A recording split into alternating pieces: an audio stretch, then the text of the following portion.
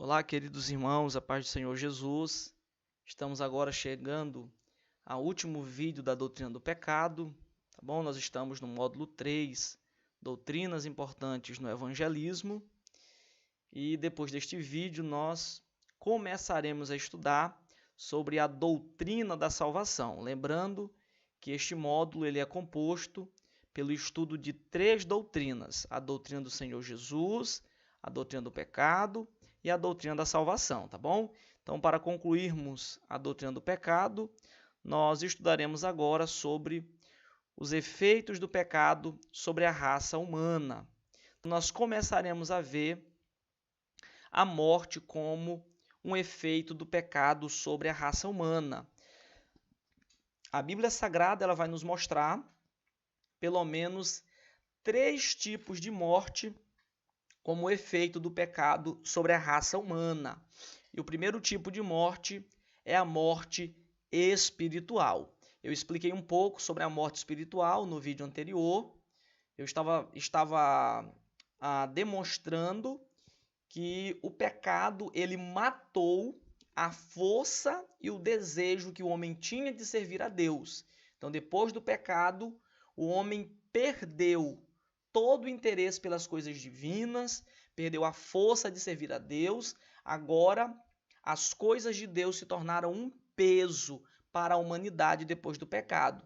É isto que a Bíblia quer dizer quando afirma que os homens estão mortos espiritualmente. Efésios 2:1 vai dizer isso, que nós estávamos mortos espiritualmente. Da mesma forma que quando alguém morre biologicamente, ele para de ouvir, para de falar, para de ver, para de ter contato com a humanidade, ou seja, ele morreu para os homens, ele morreu para a raça humana. Quando a Bíblia diz que os homens morreram espiritualmente, é porque eles também pararam de ter visão espiritual, pararam de ter percepção espiritual, não ouvem mais a voz de Deus, não se importam mais com Deus e não têm mais nenhuma força de servir a Deus. Isso não quer dizer que os homens não estejam vivos biologicamente, estão vivos para o mundo. Não quer dizer que eles não estejam vivos para o pecado, eles amam e praticam o pecado, mas eles estão mortos para as coisas de Deus e para o Senhor. O segundo tipo de morte é a morte física. O texto vai dizer, o nosso material, que a humanidade passou a envelhecer e morrer após a queda. O Senhor havia dito para Adão que se ele comesse do fruto, ele certamente morreria. E o Senhor estava falando desses tipos de morte, inclusive a morte física. Romanos 5:12 também vai dizer que a morte entrou com o pecado. Então não era o plano do Senhor que os homens envelhecessem, adoecessem e morressem. Não. Mas após o pecado, o homem agora está morrendo, o homem agora está enfraquecendo, é por isso que há tanta dor, é por isso que há tanto desespero, tantas doenças terríveis. Isso é uma consequência do pecado que está sobre toda a humanidade. E o terceiro tipo de morte é a morte eterna, tá bom? Também chamado de segunda morte na Bíblia. E o que seria a morte eterna? É o afastamento eterno do Senhor. Enquanto a morte espiritual ela é um afastamento de Deus. Os homens estão mortos espiritualmente porque estão longe de Deus. Só que essa morte espiritual, ela pode ser revertida. O homem pode deixar de estar morto. Se o homem aceitar Jesus, ele pode mudar isso e se tornar agora uma nova criatura, alguém vivo em Cristo Jesus. Mas se ele morrer eternamente, essa condição, ela nunca mais poderá ser mudada. Então é chamado de morte eterna, porque esse afastamento que ele vive do Senhor, a palavra morte significa isso, afastamento. Esse afastamento que o homem vive do Senhor será para todo sempre se ele passar pela morte eterna. Então a morte eterna é uma consequência dos que morrem fisicamente e também estão mortos espiritualmente. Se o homem estiver morto espiritualmente e ele chegar a morrer biologicamente, o resultado será a morte eterna. Ele nunca mais vai reverter. Mas, por exemplo, alguém estava morto espiritualmente, mas aceitou a Jesus Cristo como seu Salvador e morreu biologicamente, ele não vai morrer eternamente, porque a morte eterna é um castigo e uma consequência somente para os que morreram e estavam mortos espiritualmente. Inclusive, o doutor Norman Geisler colocou uma frase que, de uma forma um tanto filosófica, explica um pouco dessa relação entre as mortes. A frase dele está em negrito, diz assim: todos os que nascerem somente uma vez haverão de morrer duas vezes. O que ele está dizendo é que o homem que nascer biologicamente, mas nunca aceitou a Jesus, nunca nasceu de novo, o que vai acontecer com ele quando ele morrer? Por ele nunca ter quebrado aquela morte espiritual que ele veio ao mundo, e ele chegou a morrer sem aceitar Jesus, ele vai morrer duas, tá bom? Ele vai morrer fisicamente e vai morrer eternamente. Contudo, todos os que nascerem duas, a pessoa nasceu biologicamente, mas aceitou a Jesus e quebrou o efeito da morte espiritual, nasceu de novo.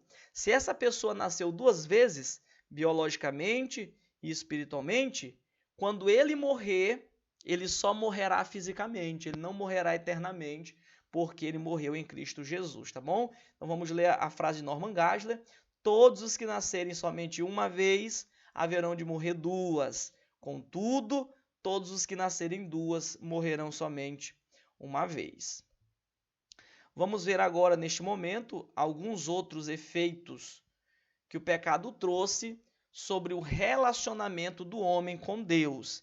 Então, a primeira característica é que agora o homem ele sente vergonha e sente medo de Deus. Nós vamos perceber isso lá no Éden.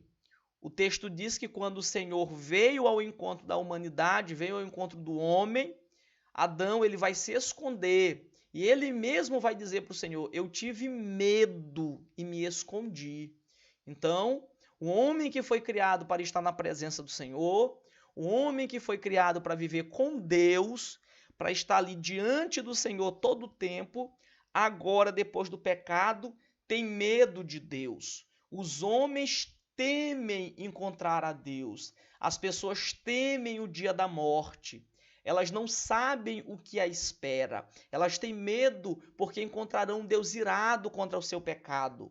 As pessoas têm medo de estar na presença do Senhor. É por isso que Adão foge, é por isso que Adão se esconde, porque a santidade de Deus agora incomoda os homens, porque eles estão em pecado. A segunda característica, o segundo efeito sobre o relacionamento do homem com Deus é que o homem perdeu a comunhão. Vamos ler. Aquilo que antes era natural tornou-se difícil e desconfortável. O homem, por ter a imagem de Deus, ele deveria agora ter toda a tranquilidade para orar, para buscar a Deus, para fazer culto, para ler a Bíblia, para ouvir pregação. O homem deveria fazer todas essas coisas normalmente, naturalmente, sem se cansar, sem sentir fadiga, sem precisar que alguém fique ali o obrigando, porque ele nasceu para aquilo. Mas quando o homem pecou, quando o pecado entrou na raça humana, quando o pecado escravidou a raça humana, essas coisas agora se tornaram difíceis e enfadonha. O homem agora peca por prazer, peca por hábito, mas estas coisas que antes eram hábito da raça humana, agora se tornaram pesadas e difíceis. O homem tem muita dificuldade em fazer essas coisas. Se não for Deus, se não for pela graça do Espírito Santo, ninguém consegue fazer essas coisas. Em terceiro lugar, a terceira coisa, agora o homem ele busca a autojustificação depois do pecado. Ao invés de buscar a justificação em Deus, os homens tentam se salvar por suas próprias obras. O que a Bíblia diz? Quando Adão pecou, ele procurou uma forma de esconder o seu pecado. Adão procurou agora uma forma de esconder a sua nudez. Adão, ele vai pegar folhas para esconder a sua nudez. Aquilo é uma demonstração que depois do pecado, o homem não quer mais recorrer à ajuda do Senhor. O homem não quer mais que o Senhor resolva as suas causas. O homem mesmo tenta agora se auto-justificar, o homem tenta buscar o perdão pelas suas obras, o homem tenta se validar diante de Deus, e isto é um efeito do pecado. O pecado torna o homem independente e o homem agora não quer mais recorrer ao Senhor. É preciso que o efeito do Espírito Santo por meio da salvação quebre esses efeitos do pecado para que o homem volte às suas origens, volte a ser aquilo que o Senhor havia determinado, tá bom? Nós ainda temos aqui outros pontos. O homem agora, depois do pecado, ele começou a negar. Uma negação do pecado existiu. Vamos ler. Uma forma de evitar a responsabilidade para com Deus é esvaziando o sentido do pecado. Por que que hoje os homens tentam a todo custo desmoralizar a Bíblia, tentam a todo custo relativizar o pecado? Por que que hoje os homens a todo custo tentam aí encontrar uma forma de diminuir a seriedade do pecado? Isso é um efeito dessa natureza que o homem tem hoje. A natureza que o homem tem por ser caída tenta a todo custo tirar a gravidade do pecado. Eu lembro que li uma frase, eu não consigo lembrar o autor, mas a frase dizia que um dos efeitos do pecado é fazer o pecado parecer sem efeito. Então, o homem que está em pecado, para ele, nada está acontecendo. Ele está bem, aquilo não é errado, aquilo não é algo que desagrada a Deus. Por que que as pessoas têm essa mentalidade? Isso é um efeito do pecado. O pecado faz com que as pessoas percam a seriedade por ele. O que o pecado mais quer? Que as pessoas pequem sem se preocupar com o pecado.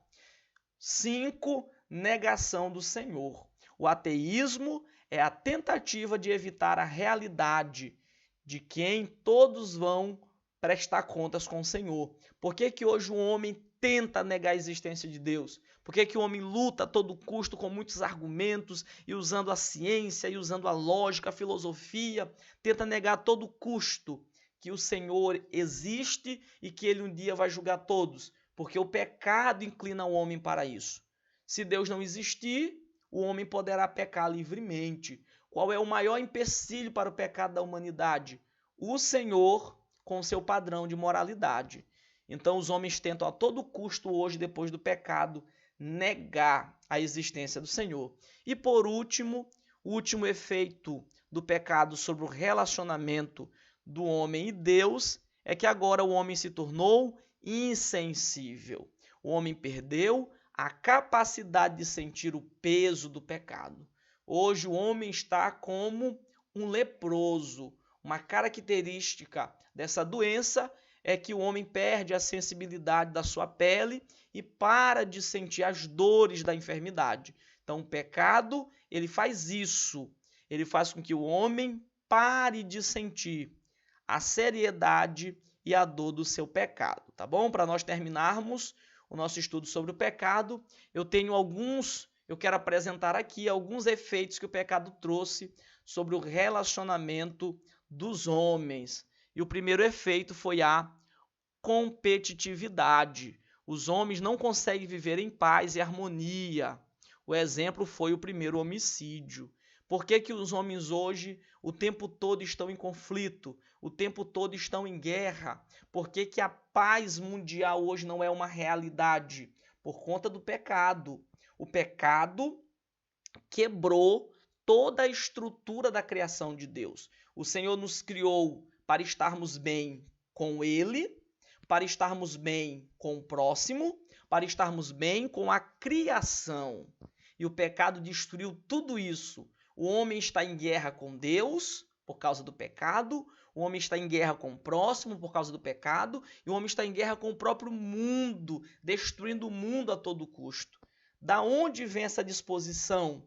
Da onde vem toda essa competição, todas as guerras, todas as lutas? Isso vem do pecado que hoje opera no coração dos homens. Hoje os homens estão dominados pelo pecado. A segunda consequência é a insensibilidade.